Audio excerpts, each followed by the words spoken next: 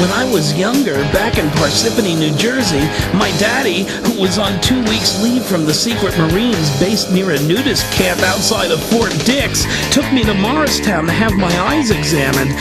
We sat in the waiting room for almost an hour, nervously thumbing through the magazines. Highlights, Goofus and Gallant was my favorite, while trying to ignore the occasional muffled screams we could hear coming through the wall. I remember watching Daddy salute some old photo of President Eisenhower in one of the mags and thinking how Ike would have looked better with lipstick and one of those propeller beanies. Wouldn't that be funny? He would have looked like some giant glob of monosodium glutamate, hydrogenated dude.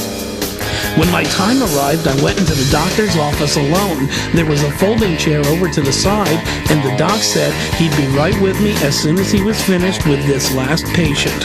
His patient was some gray-haired, clean-cut, middle-aged man who appeared to have a pleasant disposition.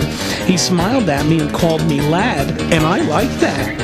The nice man looked through this big machine that looked like it came from Mars and started reciting letters from the alphabet to Mr. Eye Doctor. When the doc pulled the machine away, the nice man leaned forward, opened his mouth wide, and literally bit off the doc's entire face, swinging the now lifeless skin back and forth in his mouth like a dog, and the doc's blood sprayed all over my mom's Mabley t-shirt. The doc's eyes were dangling in every which way and direction, and his nose was totally gone. His teeth looked like a skeleton, but with tons and tons of pulsating blood flowing from all the torn muscle tissue. He had a ghastly kind of skeletal smile as he gurgled and moaned and knocked into the machines, breaking a lot of glass and making a real mess. The nice man in the chair spit out Doc's face and began swinging from the overhead hanging light fixtures like a chimpanzee, laughing hysterically. Somehow the doc still had his glasses on with the blood squirting all over the inside of the lenses. He needed those funny trick glasses with the battery-operated windshield wipers on them, except on the inside. The doc kind of reminded me of that photo of old Ike, but much more animated and colorful. The nice man soon dropped to the floor, pushed the doc aside, and ran out into the street right in front of a speeding bus, which squashed him like a grape. His glasses flew off just in the nick of time, however, into the gutter.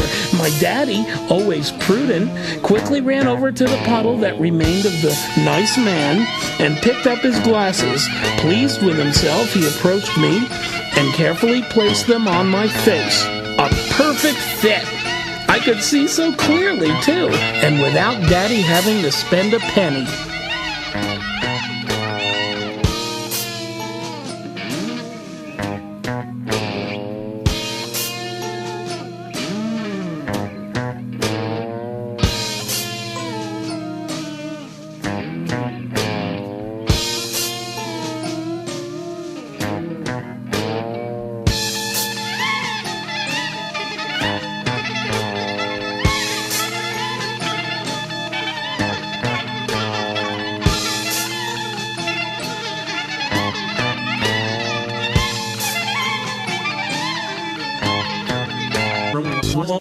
Survey